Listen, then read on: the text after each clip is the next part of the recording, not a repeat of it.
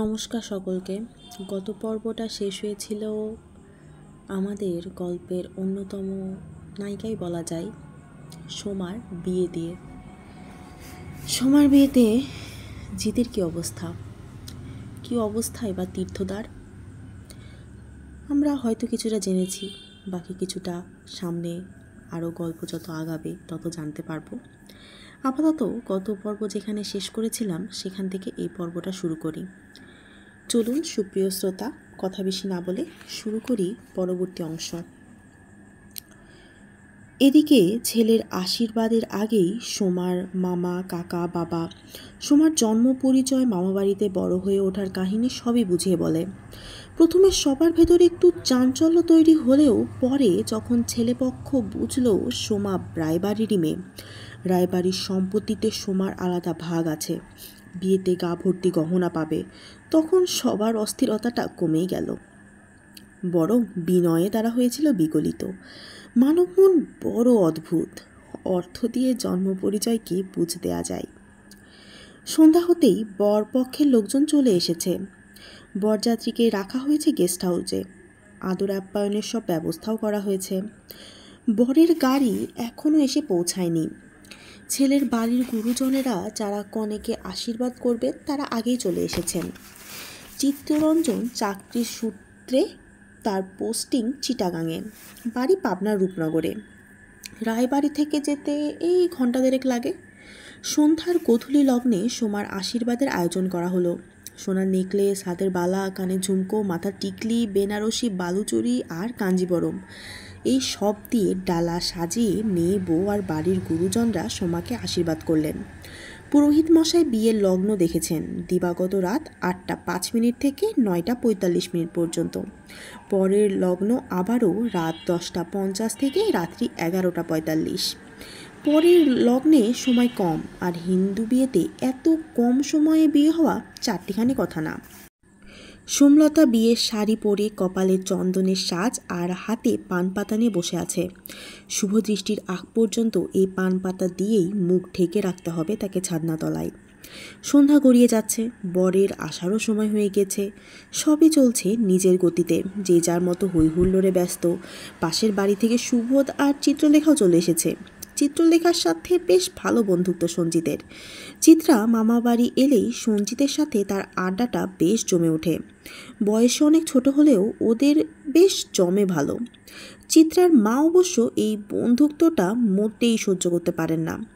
আসলে ভবঘুরে বাউন্ডুলে ছেলেকে নিয়ে অল্প বয়সে স্বপ্নে ভাসা যায়, কিন্তু জীবনযুদ্ধে এই ভবঘুরে ছেলেগুলো মাঝে মাঝে একটা বোঝা হয়ে দাঁড়ায়। যে নিজেকে ঠিকমতো তৈরি করতে পারলো না, সে আবার অন্যের দায়িত্ব নেবে কিভাবে? আরেকজনকে চালিয়ে নিয়ে যাবে এই আশায় থাকা মানুষগুলো শুধু নিজের না, পরিবারের জন্যেও দুর্ভোগ বয়ে আনে। চিত্রা জানে মা পছন্দ করে না সঞ্জিতের সাথে মেলামেশা।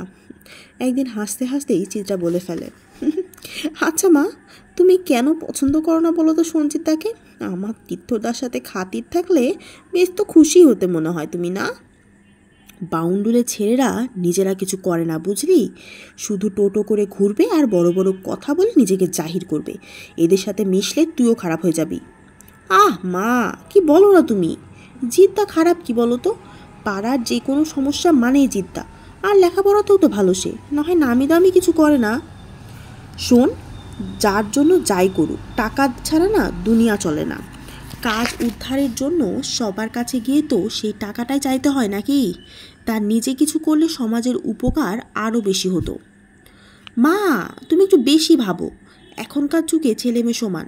আর শোনো, তোমার অত চিন্তার কারণ নেই বুঝলে। আমার সাথে তীর্থদার শুধু নির্ভেজাল বন্ধুত্ব, আর কিছু না। অন্য কিছু হলে তোকে মেয়ে বলে কোনোদিন স্বীকারই করবো না, বুঝেছিস? আমি এটাই বুঝি না, জিদ্দার কি নেই বলো তো? এত বড় একটা বাড়ির ছেলে, টাকারও তো অভাব নেই, তাহলে ভবঘুরে হলে দোষটা কোথায়? শোন, টাকা আজ আছে কাল নাই, কিন্তু মনের জোর আর নিজে কিছু করার ক্ষমতা না থাকলে একদিন পথে বসতে হয়। আর মেয়েদের উপার্জনের কথা বলছিস, সে তো ভালো কথা, কিন্তু একটা মেয়েকে মা হতে হয়, সংসারের ঘানিও টানতে হয়। এই করতে করতে মেয়েদের অল্প বয়সে শক্তি ফুরিয়ে যায়। তখন ছেলেপুলে মানুষ করা, তাদের জীবন গুছিয়ে দেওয়া, এগুলো কিভাবে হবে বলতো? আবেগ দিয়ে জীবন চলে, কিন্তু সেটা শুধু নিজের জীবন। অন্য একটা জীবন এসে জুড়লে, একটা পরিবারের দায়িত্ব পেলে, তখন শুধু আবেগে ভেসে বেড়ালে কিভাবে হবে বলতো? আর এই ভবঘুরে ছেলেরা শুধু পারে আবেগ দিয়ে চলতে। আচ্ছা মা, বুঝেছি, তোমার এত ভাবতে হবে না। জিদ্দার সাথে আমার এমন কিছুই নেই, তবে তীর্থদাকেও খারাপ লাগে না। শোনো বাপু, বয়সে এখনও তুমি কিন্তু অনেক ছোট। নিজে নিজে কোনো পাকামো করতে যাবে না। দুদিনের জন্য মামা বাড়ি এসে কোনো বদনাম যেন ছড়িয়ে না পড়ে তোমার, বুঝেছো? তুমি সব সময় আমাকে সন্দেহ কেন করো বলো তো মা?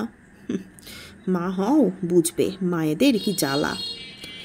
সেই চিত্রলেখা বিয়েবাড়িতে চিন্তিত মুখে সঞ্জিতকে দেখে এগিয়ে এলো। কি গো সঞ্জিত দা, তুমি মুখটা ওরকম মামসি করে রেখেছো কেন বলো তো? তোর পাকা পাকা কথা আর যাচ্ছে না, তাই না? না, তুমি তো সবসময় হাসি খুশি করা মানুষ, তাই বলছি আর কি। জীবনে বেশি হেসেছি বলেই তো আজ এই অবস্থা রে। একটা সত্যি কথা বলবে? তোকে মিথ্যা কথা বলে আমার কি মহাভারতটা জয় হবে? আর আমি যদি সত্যি বলতে না পারি তাহলে উত্তরই দেব না। সমাধিকে। জিৎ চিত্রার মুখের দিকে তাকিয়ে বলে, কি কি সমাধিকে? তুমি কি সমাধিকে? পুরো কথা বলার আগেই চিত্রাকে থামিয়ে দিল সঞ্জিত। যা তো খেতে বস। বিয়েবাড়িতে খাওয়া আর থাকার জায়গাটা আগে ঠিক করে নিতে হয়তো, নাকি? নয়তো শেষে আর কিছুই জোটে না। চিত্রাকে আর কিছু বলার সুযোগ না দিয়ে সামনে এগিয়ে গেল জিৎ। এদিকে চয়ন কোনোভাবেই তীর্থকে আলাদা করে বের করতে পারছে না।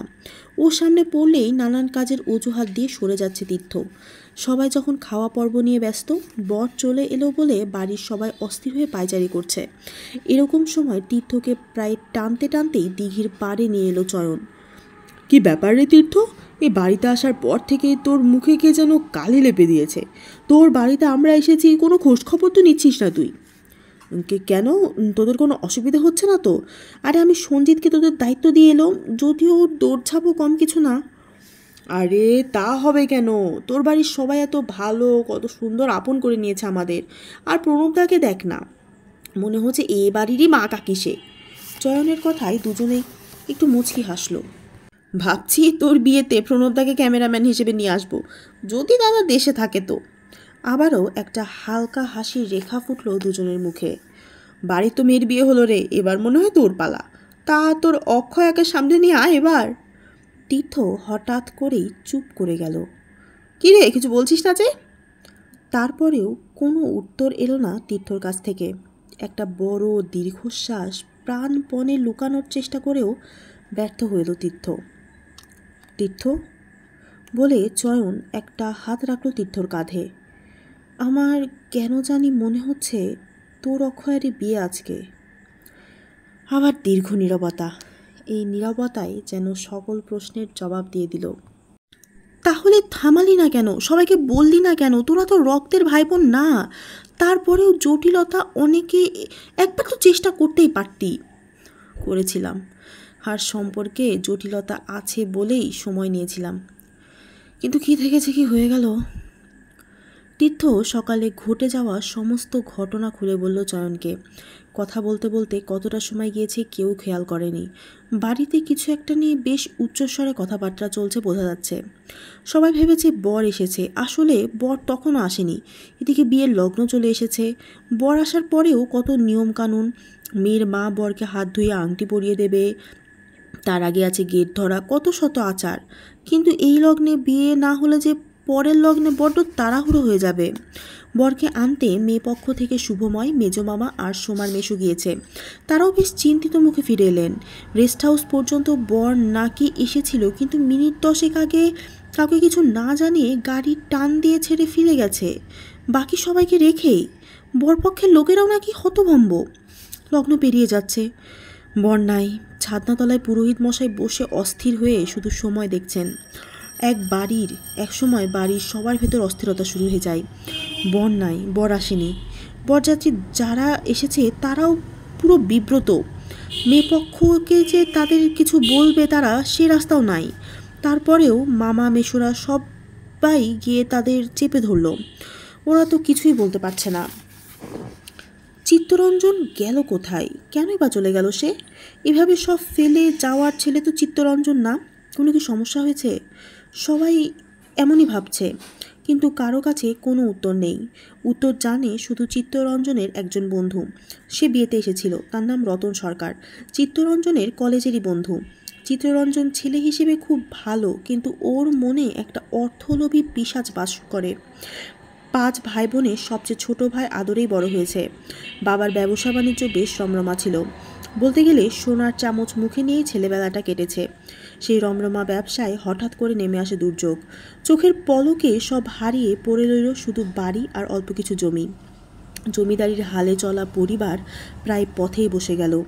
সেই থেকে চিত্তরঞ্জনের মনে এক গভীর জেদ, যেভাবেই হোক আগের অবস্থা ফিরিয়ে আনতেই হবে। লেখাপড়া ঠিক রেখে মাঝে মাঝে জুয়ার বাজিতে নেমে যেত সে। আস্তে আস্তে টাকা নিয়ে এক বিকৃত মানসিকতা গড়ে উঠল চিত্তরঞ্জনের মনে।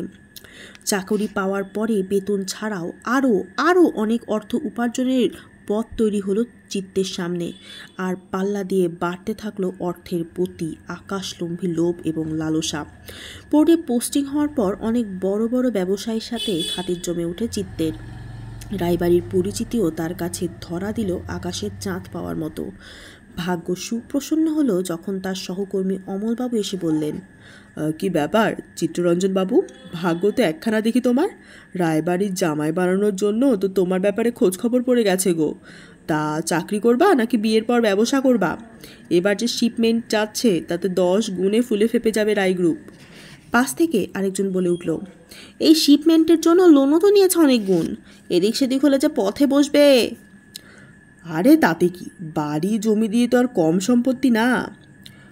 এত টাকাওয়ালা শ্বশুরবাড়ির স্বপ্নে পুরো বিভোর হয়ে রইল চিত্তরঞ্জন। কিন্তু বাদ সাধল ছেলের আশীর্বাদের আগের দিন, যখন জানতে পারল সোমা ও বাড়ির আসল মেয়ে না। পরে যখন সবাই বুঝতে পারল বাড়ির মেয়ের চেয়ে কোনো অংশে কম না, শুধু অন্য মায়ের গর্ভে থেকেছে সোমা, তখন সকলে চুপ হয়ে গিয়েছিল। মনে মনে শান্ত থাকলেও একটা চাপা আক্রোশ চেপে রেখেছিল চিত্তরঞ্জন। বুঝে গিয়েছিল সোমা বাড়ির খুব আদরের মেয়ে। এই সুযোগটা কাজে লাগিয়ে আরও কিছু সম্পত্তি লিখে নেওয়া যাবে, তাই মনে ক্ষোভ থাকলেও কৌশলে ব্যাপারটা সামলেই নিয়েছিল। কিন্তু ঘটনা ঘটল বিয়ের দিন দুপুরে। চিত্তরঞ্জনের কলেজের বন্ধু রতনও একই পোর্টে কাজ করে। বন্ধুর বিয়েতে থাকবে বলে ছুটি নিয়ে এসেছে। রতন চিত্তের কলেজের বন্ধু হওয়ার সুবাদে ওকে বেশ ভালোভাবেই বুঝতে পারত। তাই চিত্তরঞ্জনকে একটু বাজিয়ে দেখার জন্য বিয়ের যাত্রা শুরু হওয়ার কয়েক ঘন্টা আগে একটা ভুল তথ্য দিয়ে তাকে ঘাবড়ে দেয়। বন্ধু, তোর দায়িত্ব বেড়ে গেল রে, একটা খবর কানে এলো, বুঝতে পারছি না তোকে জানাবো কি না। কেন, কি হয়েছে? না, রায়বাড়ির ওই মালবাহী জাহাজটা মনে হয় ঝড়ের কবলে পড়ে ভরাডুবি খেয়েছে। অতগুলো টাকার লোকসান কিভাবে সামলে উঠবে কে জানে। তারপর আবার মেয়ের বিয়ে, এখন তো জানলে সর্বনাশের শেষ থাকবে না রে। চিত্তরঞ্জনের চেহারা মুহূর্তের মধ্যে বদলে গেল।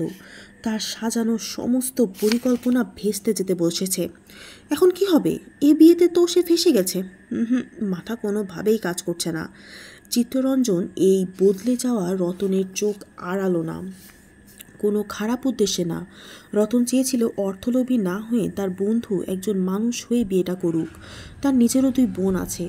ভাই হিসেবে সে কখনোই চাইবে না চিত্তরঞ্জনের মতো এক ভয়ঙ্কর মন নিয়ে কেউ তার বোনকে বিয়ে করুক। তাই যুধিষ্ঠিরের অশ্বত্থামা হতর কাহিনীর মতো অন্য এক জাহাজডুবির গল্পকে রায় গ্রুপের জাহাজডুবি বলে পরখ করে নিচ্ছিল রতন। সময়টা শেষ মুহূর্তে হয়েছে, কিন্তু কিছু করার ছিল না। আগে বলে দিলে টেলিফোনে খোঁজ নিয়ে সত্যটা জানতে পারত, কিন্তু বিয়ের আসর থেকে এভাবে পালিয়ে যাবে এটাও তার কল্পনাতে ছিল না। পালানোর আগ মুহূর্তে একটা চিরকুট রতনের হাতে ধরিয়ে দিয়ে বলেছিল, পরিস্থিতি যদি আয়ত্তের বাইরে চলে যায় তবে যেন এই চিরকুটটা মেয়ে পক্ষের হাতে দেয়। এরপর কারো দিকে না তাকিয়ে ড্রাইভারকে মোটা অঙ্কের বকশিস দিয়ে গাড়ি নিয়ে এক ছুট। সেই চিরকুট পড়ে বিস্ময়ে বাকরুদ্ধ হয়ে গিয়েছিল রতন। আজকে হয়তো মেয়েটা সমাজের চোখে হেনস্থা হবে ঠিকই, কিন্তু সে এক মানুষরূপী পিশাচ থেকে বেঁচে যাবে। এদিকে বিয়ে বাড়িতে তখন আর কারো জানতে বাকি নেই যে বর আর আসবে না। বিয়ের লগ্নে বর ফেলে যায় এই কেমন মেয়ে মানুষ। পাড়াতে মেয়ে বউরা কখনো করুণায় আবার কখনো অবহেলায় দেখেছে সোমাকে, কখনো তার জন্ম নিয়ে। এ যাবৎকালে যা যা ঘটেছে সব নতুন করে ইনিয়ে বিনিয়ে একে ওকে বলা শুরু করে দিয়েছে।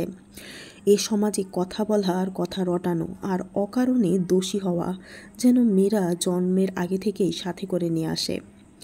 বিয়েবাড়িতে আবার শোকের ছায়া নেমে এলো। বড় মামা আবারও অসুস্থ বোধ করছেন। তীর্থ, ছোটন কাউকে আশেপাশে না পেয়ে সঞ্জিত ছুটল শহরের বড় ডাক্তারের খোঁজে। অমলবাবুকে এই বাড়িতে অসুস্থ অবস্থায় রাখার সাহস কারো হয়ে উঠছে না, কিন্তু বিয়েবাড়ি ছেড়ে কোনোভাবে যেতে রাজি হলেন না বড় কর্তা অমলকান্তি।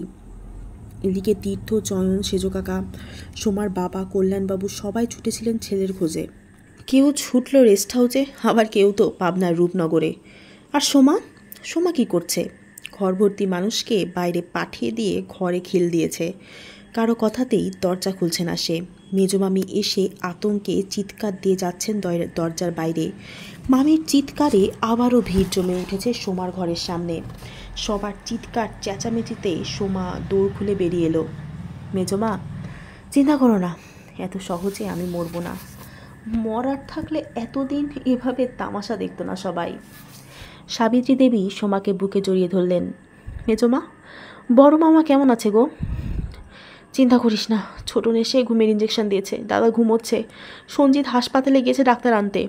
মেজমা, তোমরা চিন্তা করো না, বর তো পরের লগ্নেও আসতে পারে, এত চিন্তার কিছু নেই। আর না আসলেই বা কি, সমাজে প্রথম প্রথম তোমাদের মুখ দেখাতে একটু কষ্ট হবে, মানুষ আমায় একটু নিন্দামন্দ করবে, এই যা।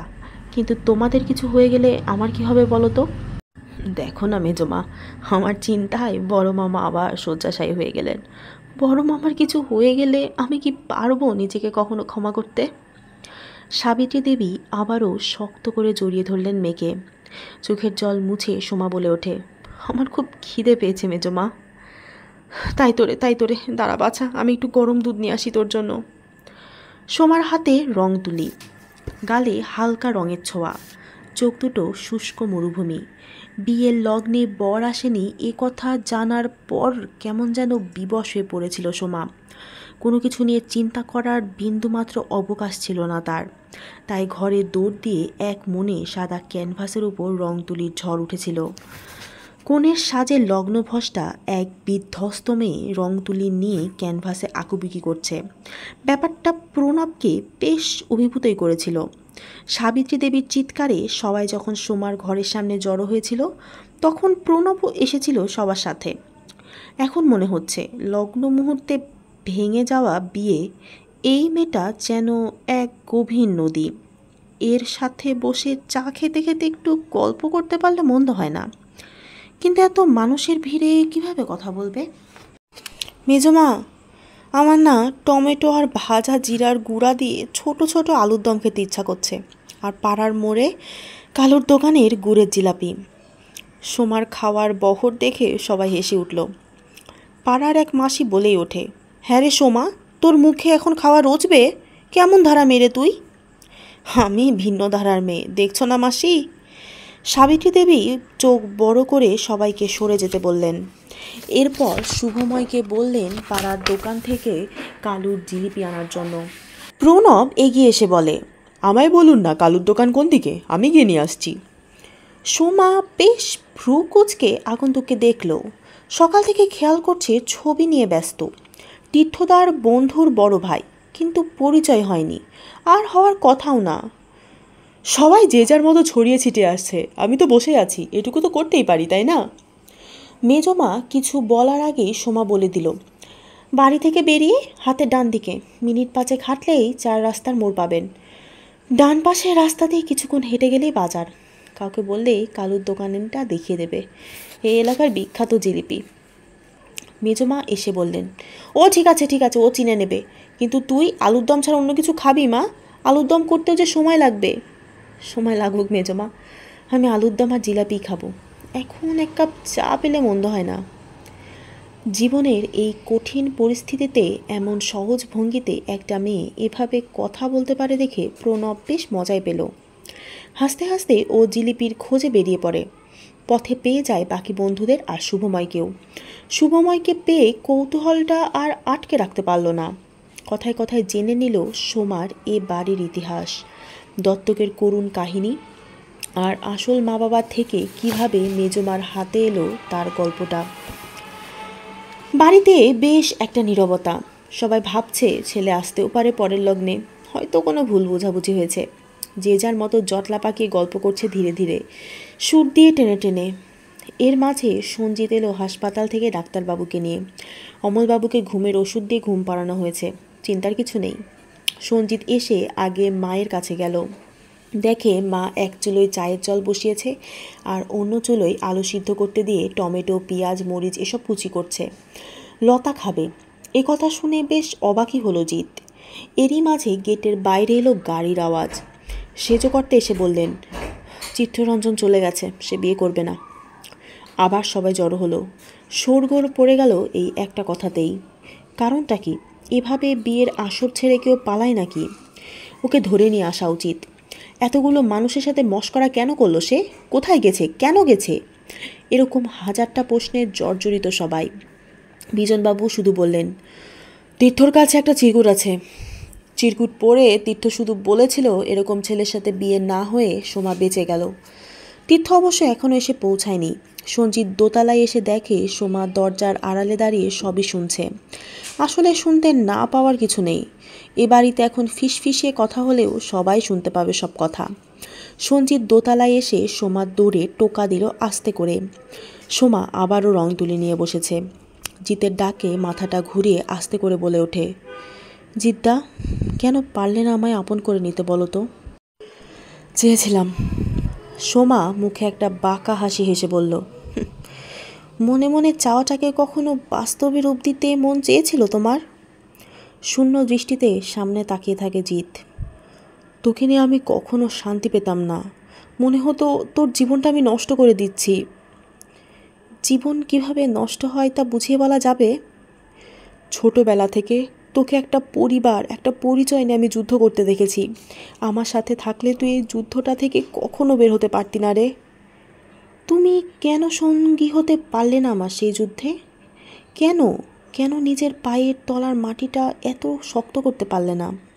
এখান থেকে কেন নিয়ে যাওয়ার সাহসটুকু আসলো না তোমার, বলো তো? পারিনি সোমা, পারিনি। সেই জন্যই তো আমি ফিরে গিয়েছি, যে পারবে তার জন্য রাস্তাটা ফাঁকা করে রেখেছি। বাহ, কত সুন্দর উদারতা। আমি কি গাড়ি, বাড়ি, জমি যা কিনতে পারলাম না বলে আরেকজনের হাতে ছেড়ে দিলাম? এত উদার হওয়ার সাহস কিভাবে আসে তোমার? মানুষ যদি সত্যি কখনো কাউকে ভালোবাসে, তাকে নিজের করে জীবনে পেতে চায়, তখন তার জন্য নিজেকে তৈরি করে। তুমি আসলে কখনো আমাকে ভালোই বাসনি। চোখের সামনে ছিলাম তো, তা একটা মায়া কাজ করতো। তুমি সবচেয়ে ভালোবেসেছো নিজেকে। আমাকে পাওয়ার জন্য তোমাকে অনেক কষ্ট করতে হতো। এত কষ্ট কেন করবে তুমি? তার চেয়ে গড়িমসি করে দিন পার করাটাই তো সহজ ছিল, তাই না? লতা, আমি চাইলেও পারতাম না। এ বাড়ি আর ব্যবসা ছাড়া নিজের জন্য আমি কিছু করব এ ভাবনা আমার ছিল না। আমার আমার আলাদা করে নিজের আর্থিক কোনো সঙ্গতিও নেই যে এই বাড়ি ছেড়ে তোকে আমি নিয়ে অন্য কোথাও চলে যেতে পারবো। শোনো জিদ্দা, ইচ্ছাশক্তি আর পরিশ্রম না থাকলে আর্থিক অবস্থার মতো সস্তা অজুহাতও কোথাও খুঁজে পাওয়া যায় না, বুঝেছ? এই যে তুমি 10টা মানুষের উপকার করো, এতে কোনো অন্যায় নেই। কিন্তু অবহেলায় জীবনটা পার না করলে আরও 100টা মানুষ তোমাকে পেত। আমার জীবনটাও হয়তো এমন হতো না। যাই বলো, আমি জানি তোমার মতো করে আমায় হয়তো কেউ কোনোদিন আগলে রাখতে পারবে না, কিন্তু শুধু আগলে রাখতে চাওয়াটাই বড় না। সেই মানুষটা যেন তোমার কাছে আসতে পারে, তোমাকে ভরসা করতে পারে সারা জীবন, এই ব্যাপারটাও মাথায় রাখা দরকার। তুমি নিজে যা পারো না, সেই ব্যর্থটা অন্যের নামে চাপিয়ে দেওয়া ভয়ঙ্কর অপরাধ। তুই তীর্থদার সাথে ভালো থাকতি সোম। তুমি এ কথাটা আমাকে কিভাবে বলতে পারলে? আমি তো তোমাকে চেয়েছিলাম জিদ্দা, তোমার সাথে থাকতে চেয়েছিলাম। তীর্থদার সাথে আমি কখনো থাকতে চাইনি। শুধু তোমার সাথে থাকবো বলে এ বাড়ির পাশের কলেজে পড়েছি। ভালো কোথাও পড়তে চাইনি আমি, শুধু তোমাকে চোখে হারাবো বলে। আর আর তুমি আমায় বলছো অন্য কেউ আমায় ভালোবাসে, সেই জন্য আমি যাকে চাই তাকে ভুলে যাব? সম্পর্ক কি পণ্য? পণ্য সম্পর্ক নাকি বিনিময় গো? জানা ছিল না আমার। লতা, আমি বুঝতাম তীর্থদার তোর প্রতি অনুরাগ আছে সেই ছোট্টবেলা থেকে, কিন্তু আমি আমার মন থেকে তোর ছায়া কখনো সরাতে পারিনি। অনেক চেষ্টা করেছি, চিত্রলেখাকেও নিয়ে ভাবার চেষ্টা করেছি, কিন্তু বুঝেছি ভালোবাসা এভাবে হয় না। তোকে নিয়ে নতুন করে ভাবতে হবে, বাড়ির সবার বিরুদ্ধে যেতে হবে। এত কিছু ভাবার অবকাশ আমার ছিল না। তুই বাড়িতে আছিস, এখানেই থাকবি, তার জন্য এত কিছু করতে হবে আমি আমি কখনো বুঝতেই পারিনি। বোধ বুদ্ধি যখন আসলো তীর্থদার সেই সেই বাঁধাই করা ডায়েরি থেকে, তখন শুধু তোকে পাওয়ার জন্য যে মানুষটা নিজেকে কিভাবে তৈরি করেছে এটা চোখের সামনে সামনে আসার সঙ্গে সঙ্গে মনে পড়লো আমি কি করেছি। আমি তো এভাবে ভাবিনি। আমি তো আসলেই পারবো না তোকে একটা সুন্দর জীবন দিতে। আমার ভীষণ কষ্ট হয়েছিল সেদিন, বিশ্বাস কর। মনে হয়েছিল আমার এই না পারার দায়টা থেকে আমি কখনো তোকে সুখী করতে পারবো না। আর আর যে মানুষটা তোকে এতটা ভালোবাসে, তোকে একটা স্বস্তির জীবন দিতে পারে, যে নিভৃতে এত কিছু করেছে তোকে সারা জীবন ভালো রাখার জন্য, তার সামনে আমি অপরাধ বোধে মাথা তুলে দাঁড়াতে পারতাম না রে। তোমার এই ভালো মানুষে কার ভালোটা হলো শুনি? অবশ্য লোকে তো এখন আমায় অচ্ছুত ভাববে। নিজের জন্মদাত্রী মা নেই, বাবা নেই, যারা সন্তান হিসেবে নিল তারাও ফেলে দিতে দ্বিধা করেনি। আর আজ আজ বিয়ের দিনে যেভাবে দাঁড়িয়ে আছি তাতে আর নিজেকে ভাগ্যবতী ভাবার সুযোগ নেই। আজ বড় আফসোস হচ্ছে জিদ্দা, তোমায় ভালো না বেসে যদি মনটা তীর্থদার কাছে যেত, তোমাকেও এত মনে জটিলতায় পড়তে হতো না, আর তীর্থদার ভালোবাসাকেও এভাবে অপমানিত হতে হতো না। লতা, আমাকে কখনো ক্ষমা করতে পারবি না, তাই না? না, তোমার অপরাধ নেই যে ক্ষমা করার ব্যাপার আসছে, তবে নিজেকে কখনো ক্ষমা করতে পারবো না। এ কথা কেন বলছিস লতা? যারা থাকতে দিল, প্রিয়জন হলো, প্রয়োজন হলো, তাদের বাড়ির দুইটা ছেলের সাথে জীবনটা কিভাবে জড়িয়ে গেল ভাবতেও কেমন লাগছে আমায়। নিজেকে এতটা ছোট কখনো লাগেনি গো এর আগে। বড় মা মানে মেয়ে আমায় দেখতে পারে না, কিন্তু তার কোনো দোষ নেই গো। আর তীর্থদার কথা যদি আলাদাভাবে বলি তাহলে আমার ক্ষমা চাওয়া উচিত। যে মানুষটা এত কিছু ভাবলো আমাকে নিয়ে, এতটা ভালোবেসেছে, তার ভালোবাসার মূল্য দিতে পারলাম না। লতা, জীবনকে কি আরেকটা সুযোগ দেওয়া যায়? কিভাবে? আমরা আমরা যদি আরেকবার ভাবি যে ভুলগুলো হয়েছে সেগুলো ভুলে নতুন করে কি কিছু করা যায় না? না, যায় না। তোমার মনের এই সংশয়টা একবার যখন পড়ে ফেলেছি, সেখানে দ্বিধা নিয়ে আর কোনো কিছু ভাবার অবকাশ নেই। আর যে সময় তুমি হাত বাড়িয়ে দিলে তা খুব ভুল সময়। আমি সারা জীবন একা থাকতে রাজি আছি, কিন্তু তোমায় মানতে রাজি নই। হঠাৎ করে সঞ্জিত ক্ষেপে গিয়ে বলে, আমি আমি না বলে তীর্থদা বললে তখন তো মানা করতি না, তাই না? হাজার হোক, সে তোর জন্য কত কিছু ভেবেছে, তোকে একটা সুন্দর জীবন দেওয়ার জন্য কত চেষ্টা করেছে, আর আমি তো কিছুই করিনি। যা না, যা, তাহলে তীর্থদার কাছে যা না। লতার কি হলো সে জানে না। এতদিনের অভিমানটা মাথার চারা দিয়ে উঠল। শেষ মুহূর্তে কোনো রকমে রাগটা সহ্য করল। সঞ্জিতদা, তুমি আর কখন আমার সামনে এসো না। আমি সব কিছু ছেড়ে নিজের মতো করে ভাবতে শুরু করে দিয়েছি। সঞ্জিত শুধু তাকিয়ে দেখল। একটু সাহসের অভাবে, একটু চেষ্টার অভাবে জীবনটা কেমন বদলে যায়। সঞ্জিত আর সোমার এই কথোপকথন আরও দুজনের কানে গেল। কে শুনল দরজার আড়ালে থেকে সোমা আর সঞ্জিতের কথোপকথন? কে? বড় মামি?